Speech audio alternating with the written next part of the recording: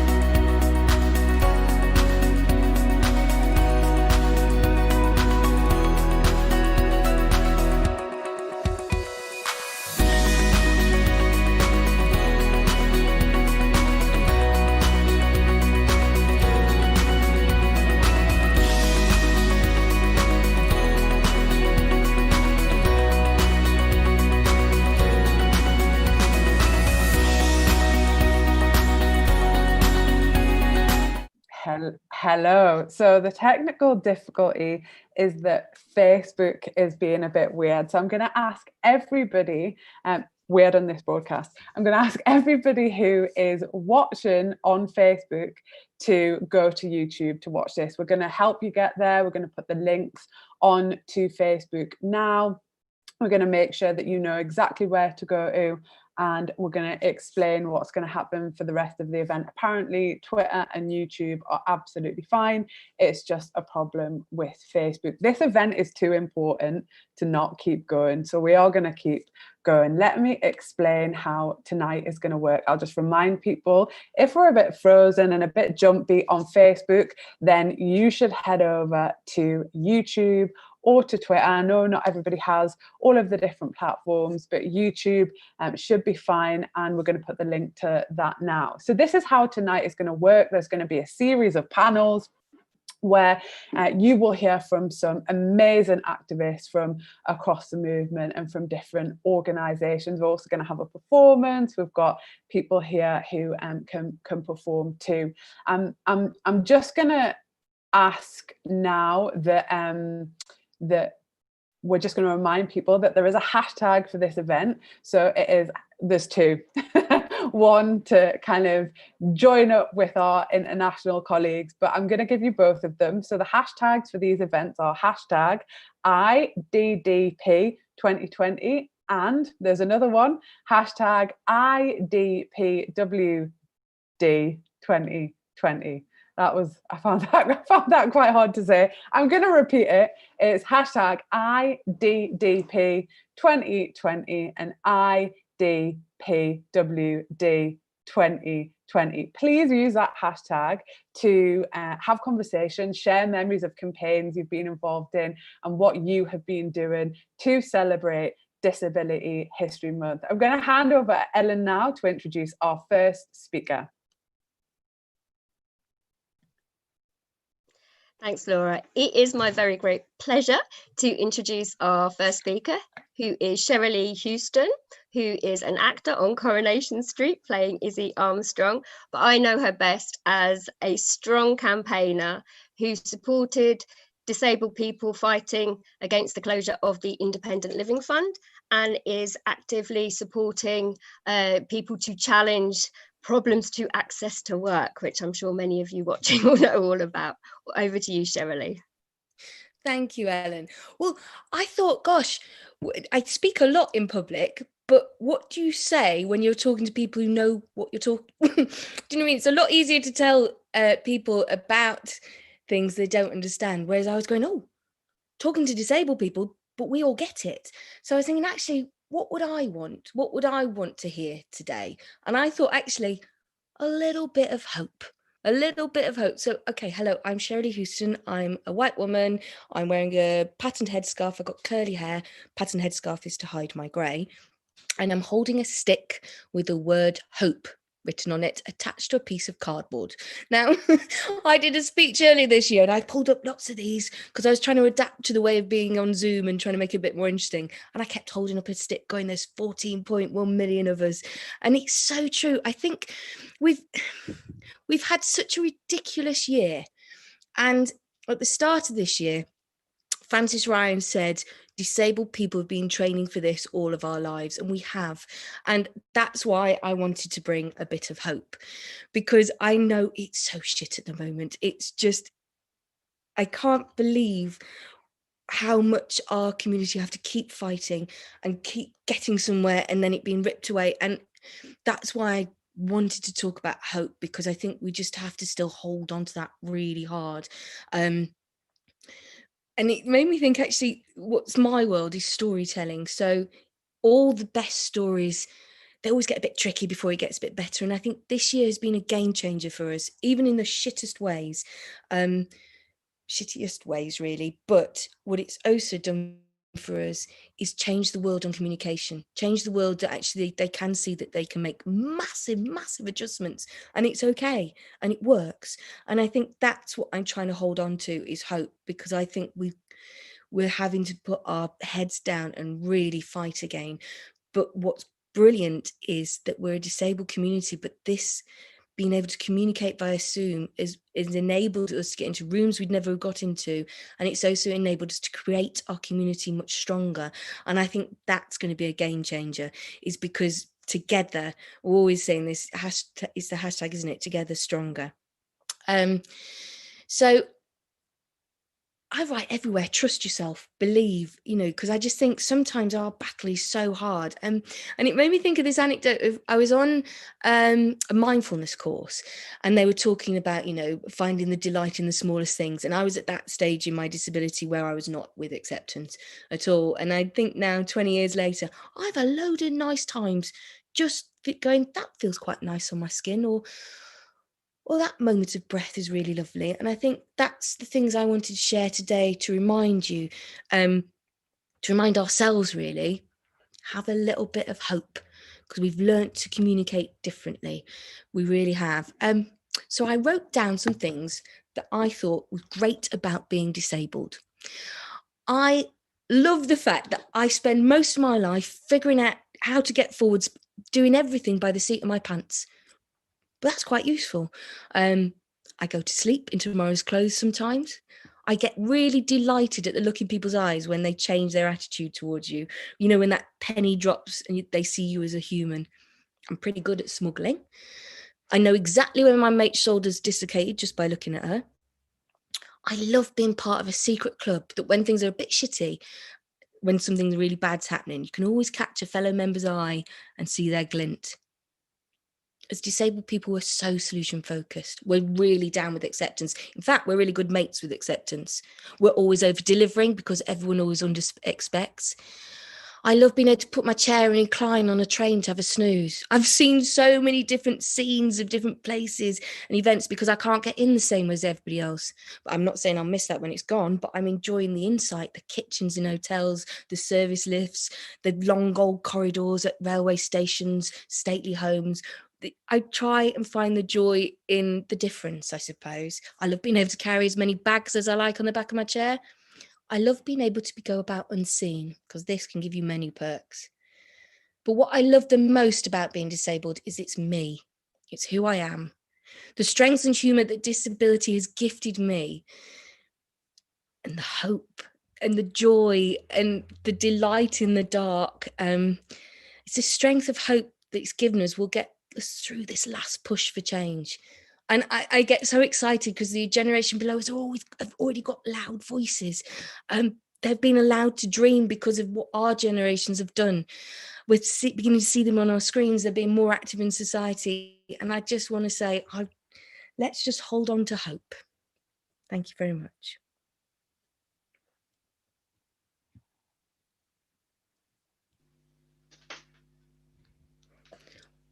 Thank you so much for that, Sheryl Lee.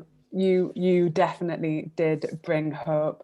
We are going to move now to our first panel, if you like, because I don't think Grace Blakely is quite with us just yet. Grace Blakely is going to be coming very soon. We're going to move now to our first panel after that outstanding contribution from Sheryl Lee Houston.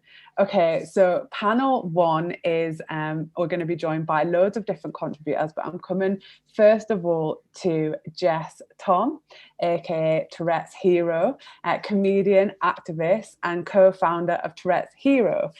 So hello and welcome. Hello. I've met so many amazing people, but just not in the same room as them for a long time. I wonder, Jess, could you give us a brief overview of what the pandemic has been like for disabled people and how grassroots groups and organisations like Tourette's Hero have stepped in to fill the gaps left by official or kind of state responses? Biscuit. Yes. So hello, I'm Jess. I am an artist, an activist, and the co-founder, Biscuit, of an organisation called Tourette's Hero. Biscuit. I also have Tourette syndrome, which means I make movements and noises I can't control, called tics. I'm going to describe myself briefly in case this is useful for anyone. I'm a 40-year-old white woman of average build with short curly brown hair and a very cool wheelchair. Biscuit. I'm a big believer in the social model of disability, the idea that it's not our impairments that are the sole disabling factors in our lives, but the barriers we experience because of a failure to consider difference and a diversity of bodies and minds in how society is organised. And I think that what became very clear very quickly with the pandemic is that it was a demonstration of the social model in action. Like many people, as society changed overnight, the structure of our society changed overnight, we noticed the barriers increasing and changing for disabled people. It wasn't just in March we suddenly had a whole new load of things to think about. It was that the fundamental way that our society had been structured had changed, and therefore there were lots of barriers and very little thought given to how disabled people and people with non-normative experiences were going to access the basics like food, healthcare, personal protective equipment. And so I think our invisibility within rushed policies was something that, as a disabled-led organisation, Tourette's Hero was very aware and tuned into. We were also very aware that there was a very medical and charity model response. So lots of the understanding about risk was very medical focused and didn't consider all of the sort of social and structural reasons that we're disabled and can't access our communities or services equally. Biscuit. And there was also a danger that our support would fall down charity lines, and that traditional models of how we thought about disability that weren't centering disabled people would be very dominant. And so Tourette Zero responded very quickly with a series of trying to be very pragmatic. So we're normally a creative arts organisation. We pivoted away from that, focusing on a sort of essential emergency response, including providing a disabled-led delivery service to disabled Londoners, and a sort of support and solidarity response to the sort of national population of disabled and neurodiverse people across the UK.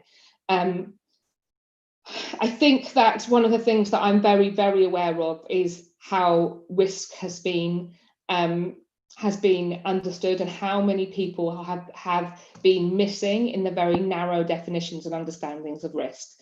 And because disabled people are not present in the rooms and Zooms where decisions are being made, our perspectives are often missing. And so I think it's vital to have organisations like DPAC, individual disabled people, speaking up, giving and receiving solidarity, finding solutions and drawing attention to the barriers. We've seen incredible campaigns like Where's the Interpreter, and great allyship and practical aids, FRI Law's legal letter challenging supermarkets around access to delivery slots.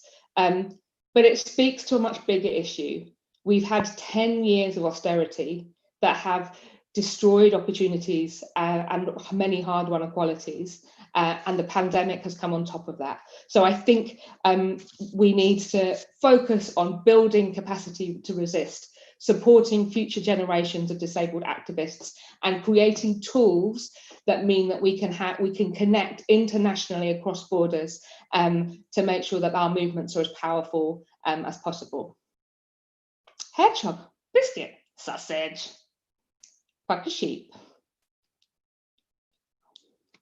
Thank you so much, Jess, for that contribution. And I think it has been absolutely apparent that where the state has failed or exacerbated the inequalities through inaction, it has been organisations like yours that have had to step in and provide that immediate solidarity, that immediate support. So thank you so much, honestly, for that contribution. And if you haven't heard of Tourette's Hero, go and look them up as an organisation. Thank you so much, Jess, Tom.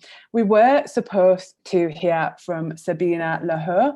She's from People First organisation and DPAC too, but because of issues with technology, and I think this is again a reason that we are here tonight and we have to keep campaigning, so many people are technologically excluded, and Sabina is one of those people. So we wish she could have been here tonight but isn't, and I'm sure again we'll try and organise something where she can take part.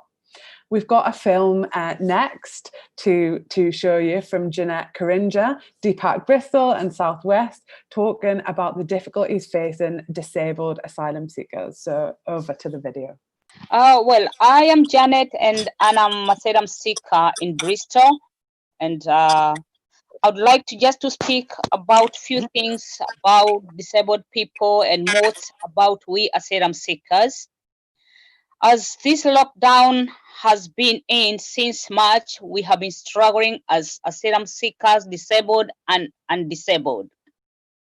The main problem we have been getting as asylum seekers is that all the shops you could have not buy anything if you don't have any card for bank card. And most of us asylum seekers, we are not eligible to open an account.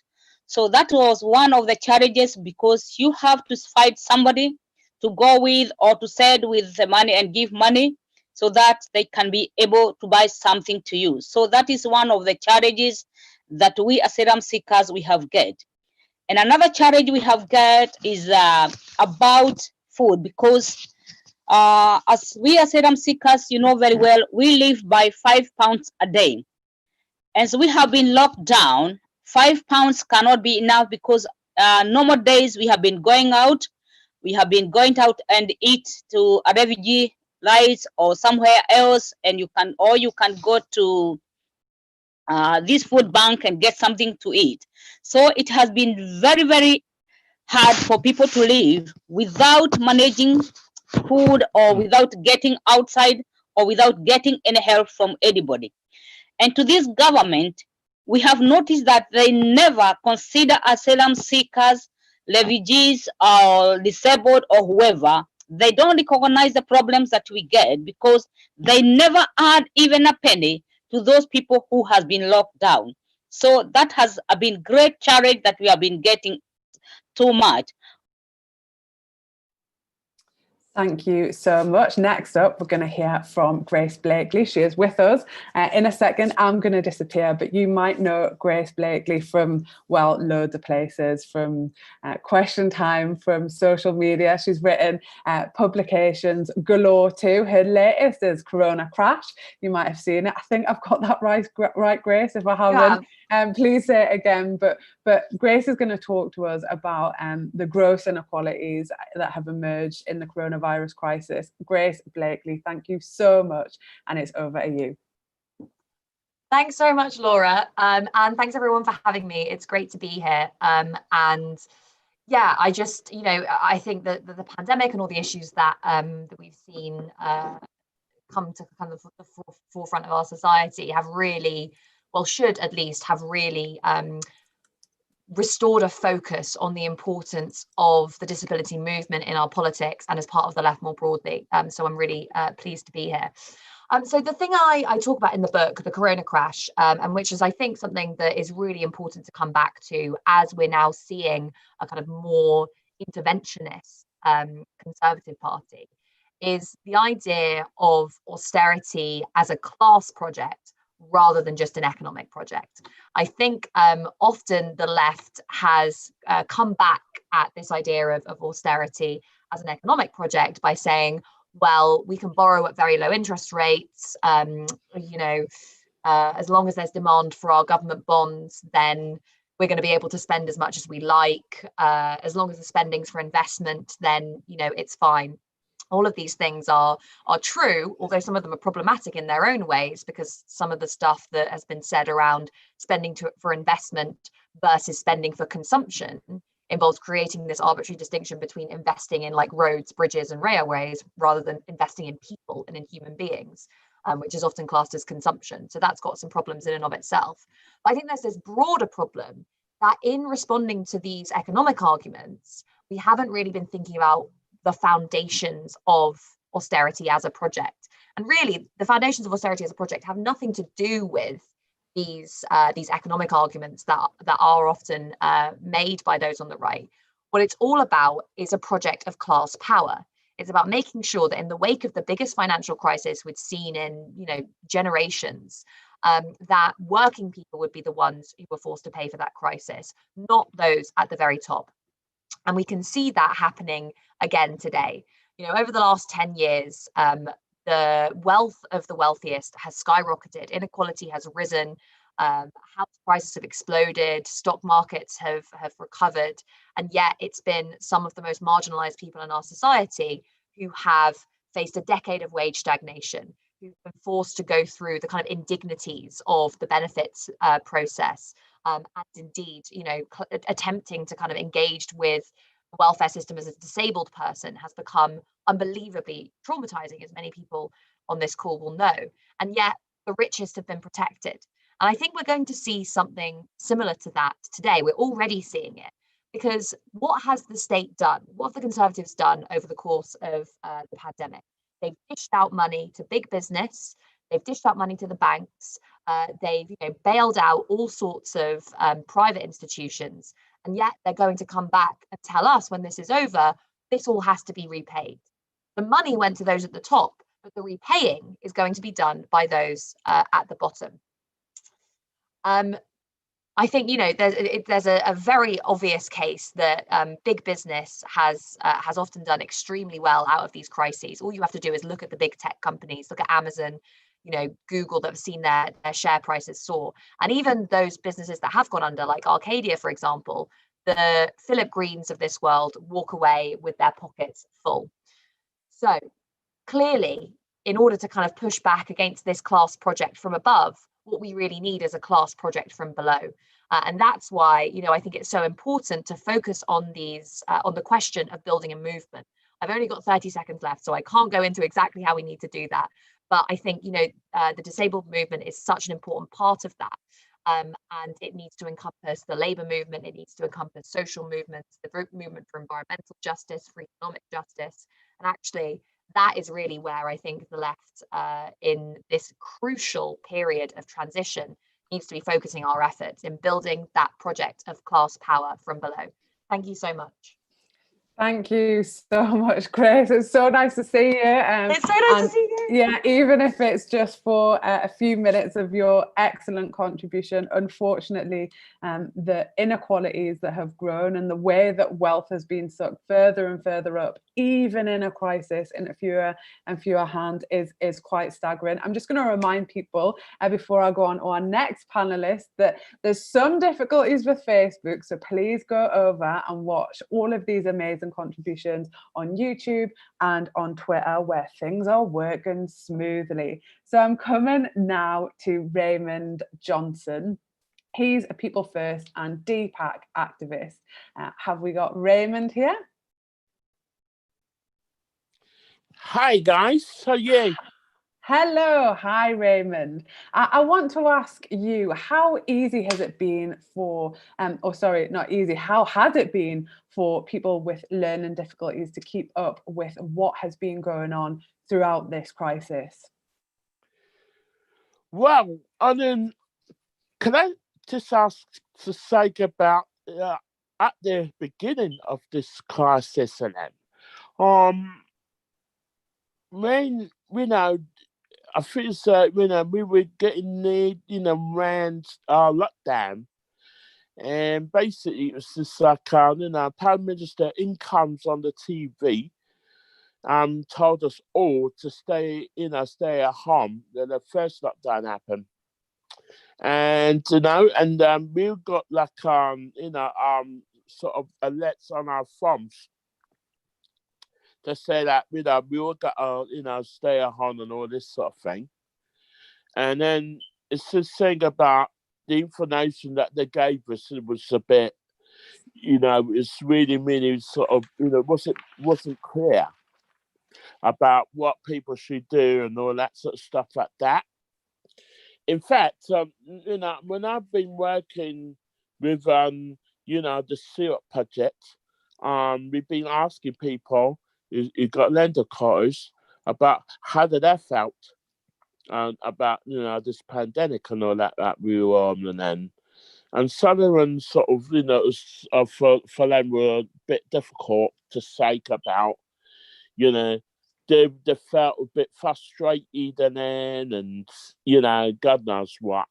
And basically, it's really ridiculous the way that things are going, and the government's going, going back and forth and all that sort of stuff and that, So some of those, when you talked about the Prime Minister coming on telly and the information wasn't clear, and so how did that make you feel? Well, basically, it's just that it felt really frustrating, to sort of think about what information that you're using, because that nobody knew what was happening. Nobody knew about what we were going to do about this pandemic and all that sort of stuff. For that, the fact about it was that they were sort of like saying sort of things that was quite daft to be cast, because as I said about people should wear face mask and all that sort of thing, and sometimes if it's going to go on transport, people have been not sort of thinking about the virus and all that sort of thing. They're not covered, and getting the face mask and all that sort of thing. You see. Raymond, thank you so much for your contribution. Thank you so much for coming and speaking to everybody who is watching tonight. I'm going to move us on Thanks so to much.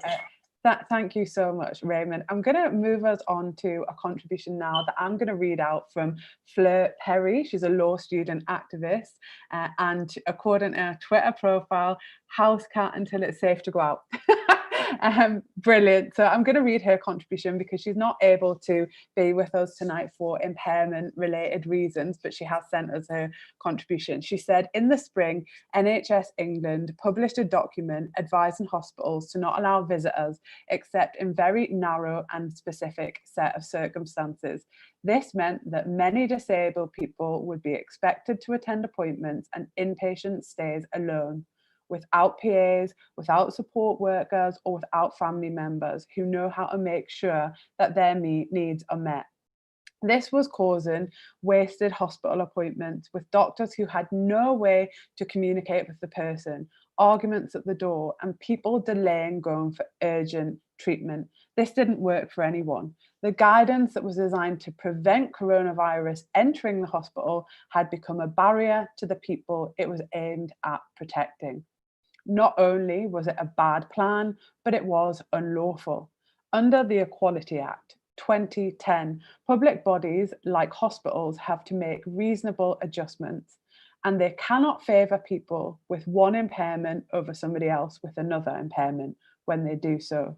You can't create a situation where somebody's told they're the wrong sort of disabled.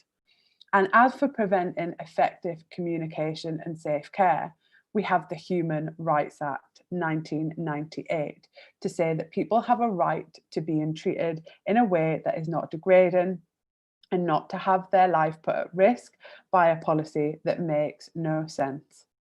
Myself and Mark Williams wrote separately to NHS England with the assistance of Chris Fry and Polly Sweeney, pointing out the issue and stating clearly that we would take legal action if this wasn't sorted out. We waited and did what we could to collect experiences of why this was important and to get the word out as far as possible. Thank you to everyone who got involved and shared and commented and retweeted. We won. NHS England's visitor guidance now allows for disabled people to be accompanied by people who need to be there. But it's not over. Every other week, somebody tells me that they've been trying to arrange an appointment and their PA can't come. Local hospitals are ignoring current NHS guidance in favour of the old one. If this is your hospital, please contact them and ask them to change it. So far, no one I have spoken to has needed to take legal action to change it, but if it comes to it, my understanding is that the law is on your side. If there's anything anyone needs to solve a discriminatory visitor policy at your local hospital, please let me know and we'll get to work. We send at this event all our best to Fleur and to her co-litigant Mark Williams, who also cannot be with us, and his PAs have the virus, but he assures us that they are doing well and that they are on the road to recovery.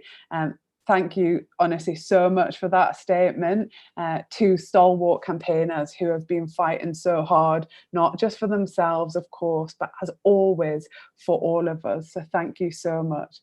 I'm moving swiftly on now to Zohair Menzavelski-Steinberg, Co-Disabled Students Officer, Student Union UCL. Hello to you. I want to ask you, Zohair, Zohar, sorry, and I know I can see that you're with us, so I'm just going to go straight into the question. Zohar, are you okay to come on screen? Hi, yeah, thanks. Perfect. Hello, so nice to meet you. Students have rightly been angry at their treatment by business-orientated university authorities, but for disabled students, lockdown has produced access adjustments that have been fought for and denied. Can you just tell us a little bit about that? Yeah, so just to introduce myself, my name is Zohar, my pronouns are they and them.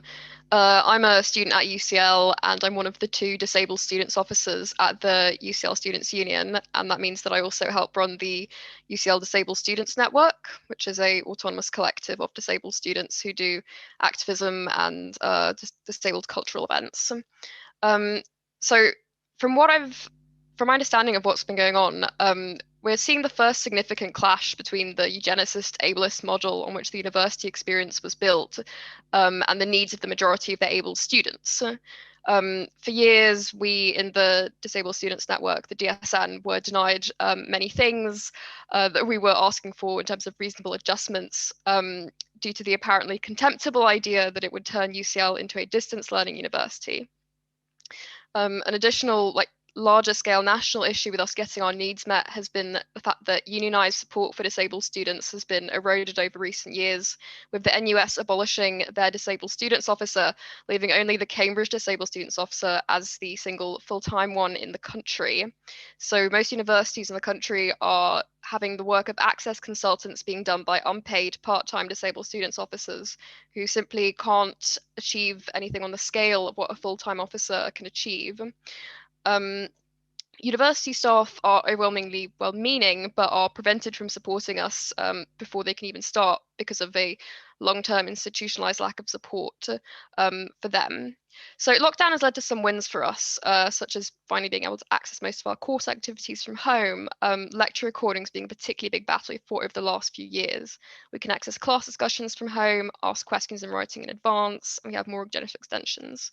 But there are new challenges. There are courses where teaching happens over live, unrecorded calls and lectures that lack captioning. There are courses that don't accommodate for people who are struggling with lots of screen time, or who have an unsuitable home environment for studying.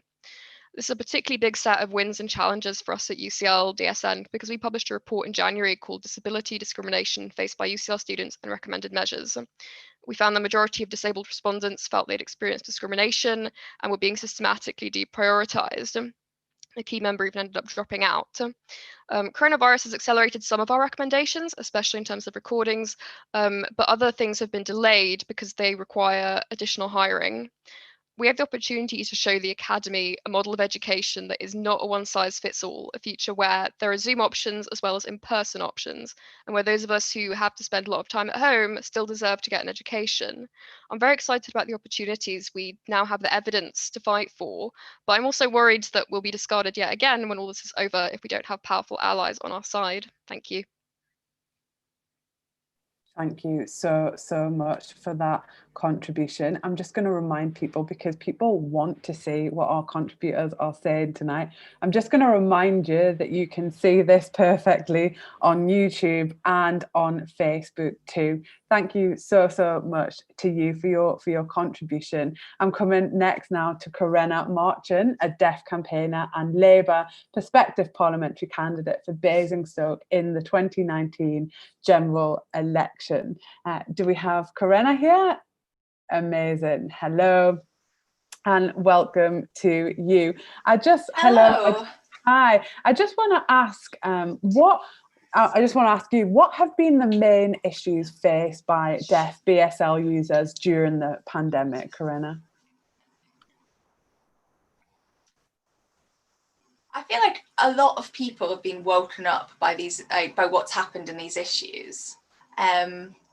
So people have had to stay a long time in their own houses, and when they do go outside, people are now wearing face masks, so we can't lip read. It's very isolating, and we're not able to engage with wider society because of that.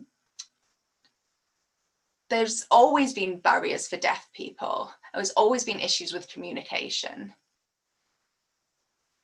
But we've always had this issue with communication and this barrier to access that. And we've been campaigning for a BSL Act for a long time.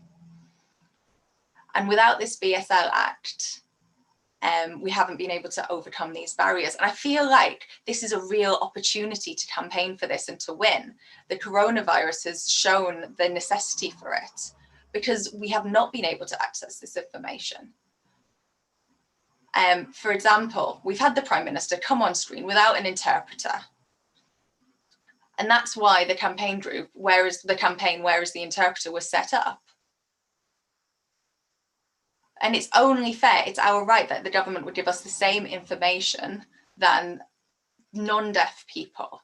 And it's not appropriate that the BBC is offering to use their InVision interpreter on their very specific channels. It's not fair for the people that can't access that. If we had a BSL Act, we would be able to resolve these issues. In Scotland, they do have the BSL Act. And that means that, but unfortunately, it's not enough to just have legislation, because people can have that piece of paper and they can ignore it. We need to be able to work on what is in the policy and improve things. For example, a very small thing would be having an actual interpreter when the Prime Minister is given that information. But also, when you go into your council, it would allow deaf people to just access the same services as other people, because they would have a legal responsibility to provide an interpreter. So we want to ask, in regards to the coronavirus, we want to ask the government, what is going on? What we don't understand about the different tiers, because they don't have that information available in BSL. So we don't know how to keep ourselves safe. We don't know what to do because we haven't been given the same information in a language that we understand. We don't know the safety rules because that's not available to us in a language that we can access. It's our lives that are now at risk because we're not able to follow the rules. Again, I repeat it, if we had a BSL Act, if we had this legislation, this would really help us. A lot of deaf people have lost their lives to the coronavirus. I mean, I saw one example of somebody on a bus with a deaf child, and the mum took off her mask to communicate with her child. And the people on the bus looked at that mum and really forced, was saying, put your mask on, what are you doing? And I just felt really terrible for that child. What message is that sending that child? So people are saying, oh, you're risking us at giving us coronavirus because she'd taken her mask off to communicate with her child. So it has really impacted deaf people's lives, how they're able to engage with wider society, and it has been a very troubling time for deaf people and BSL users. Thank you very much. Honestly, thank you so much. I'm sure we would all support the BSL Act, absolutely no problem at all. And if the Prime Minister in their briefings can't even get it right, then it is, of course, up to a movement to force the Prime Minister to do things differently, or force the government to do things differently. Corinna, thank you so much for that contribution. I'm coming straight now to Karen Reisman. Karen, hello, it's so nice to see you. We don't have much time, and I know you've got to go to another event, but I do want to talk to you about this. We've just come out of another lockdown, straight into tears, but the government is pushing people back to work. What is the effect on disabled workers? Right. I want to start by sort of thanking you for holding this celebratory event. I think it's great that there is an event to celebrate sort of at the International Day for disabled people, and that's great. And it's great that sort of, that we want to send solidarity greetings from People Before Profit. And the same thing I want to say, sort of in terms of when you asked me about sort of that they're now, because we're coming out of the second lockdown, driving people into work. One of the things that I think is that even before we came out of lockdown, loads and loads of people are still in work and are still being forced to do, whether they're in key worker positions, but actually loads of factories have kept going. Lots of people who you think, what on earth do you need to have banks? Do you need to have sort of, the defence industry? How do we need emergency bombs and emergency weapons? It seems ludicrous, the people who are being forced into work despite what's gone on. And I think from the beginning, there's been an overriding emphasis from the government to say we need to have people in work because we make money out of people being in work. And even if there's a risk to doing that, and even if people lose their lives, then that's the price we have to pay for the economy. And one of the awful things that you have is not only have they been terrible, right, in terms of COVID, we have virtually more deaths than any other country in the world, and yet we are the 6th richest country in the world, but we've also been terrible at the economy. So it's not even as if there's a choice between the economy or between our health. They've done both badly. They've spent a fortune on it, and I do think that that's been a terrible, terrible price for people to work to pay. And I think at work, when it comes to people with disabilities, some of the hard-won adjustments that people have had to come to work then fell apart, and suddenly people who were saying, actually, I know I was safe doing this before COVID, but during COVID this is not safe, have had to rely on trade unions and on people to try and fight their corner. And I think it's been very difficult for people to do so. In some ways there's been an opening up of new ways of working which weren't available and weren't a possible adjustment, which suddenly are because of COVID. But I think we have to say that we have to stand together, and the more we stand together and fight for people's rights, and I think that's something that joining a union makes a real difference to doing. And I think that's solidarity with people fighting, saying we're not prepared to. One of the things that struck me as a disgrace from day one, they claimed people have died, but they had underlying health conditions or were elderly, as if that meant that they didn't matter and that was okay then. And I think we have to fight to say every single person matters, and that we are not accepting that you put profit before people time and time again, and we're going to stand up and fight for our rights. Excellent contribution, Karen. Thank you so much. And I couldn't agree more. There has never been a proper lockdown. There have been whole swathes, millions of people who have never been able to shut themselves in at home and shield themselves from the virus because of that of forcing people back out to work and into non-essential work. Karen, thank you so much for that contribution. The last person in this panel that we are going to come to now is Mark Dunk. You're a DPAC activist and trade union activist. It's so great that you could join us tonight, Mark. Millions of people have and millions of workers have had to claim universal credit. And as a disabled worker who was furloughed, I mean, your story kind of tells it all, really. A disabled worker who was furloughed and then made redundant and then had to claim universal credit. What do you think are some of the key social security issues at this time? Unmute yourself. It's the phrase of the century. Apparently, like, unmute is now a word. Yeah. Okay. So, I mean, I think to answer your question, the main thing that sticks in my head when I'm thinking about my experience and what's gone on with the whole of it through furlough, through universal credit, is there's been a whole situation of people being left out, really, of the provision.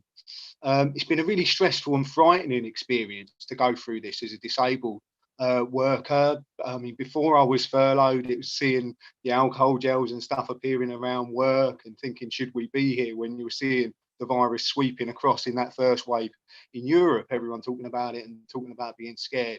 But this is the only year where I've ever lost the same job twice. Lost my job and was then furloughed from it a couple of weeks later when that scheme was introduced. But for so many, that furlough scheme didn't apply. It wasn't there for you if you'd been sacked before a certain payroll day. It wasn't there for self-employed workers. It wasn't there for loads of people on 0 hours contracts. And this has just been a real disgrace and has never been solved, even though they've made a few adjustments because people have stood up and fought and said it was wrong. There's still huge numbers of people out there that need the support that I got from the furlough scheme when I was initially made redundant, that just can't access that. And so those people are thrown on the universal credit. And this was the situation for me, made redundant eventually after being furloughed for about 6 months, made redundant in the end of September. And that was, again, a stressful and frightening experience to go through. After applying for universal credit, I was asked to attend the job centre. And this was at a time when the government advice was not to attend the job centre. You went on the government website and said, don't attend the job centre. I get a message from my work coach saying, please come in for your first meeting about your universal credit claim to the job centre. And it turns out that this stuff really was discretionary. But this was at the time when the second wave was starting to rise. People are being called in the same way that they've irresponsibly opened schools. They'd had the same attitude. If you were claiming benefits, it didn't really matter if you caught the virus. Go to your job centre, spread it around, and that's a really scary thing to go through as a disabled worker. I'm quite good at advocating for myself, and went out there and was able to push back and get that cancelled. But I think that's the real thing: is there's so many people that are left out. Universal credit needs to be expanded. We need the 20 quid to be kept. People should get involved in the Unite Day of Action on the 9th. But also that needs to be expanded to all of the categories that didn't get the £20 up rating. All of the legacy benefits for disabled people and for people on legacy JSA claims. It should be everyone who's getting more money, because even with the 20 quid, universal credit isn't enough. They've been slashing our benefits that we need to fall back on when there's not work, and so many people haven't got work now. So we need to fight for better. Mark, thank you so much. As if dealing with kind of living through a global pandemic isn't enough, then having to experience the harshness of the social security system on top of it all is just so much to deal with. Thank you so much for that contribution. I'm just going to make a little announcement now to say that we are going to have just a short break for about 5 minutes before our next amazing panel. And this is going to allow us to try and establish the Facebook Live again. And then we're going to see you back here just after 8 o'clock for our next wonderful panel, which is going to be hosted by the wonderful Ellen Clifford. So see you again in just a few.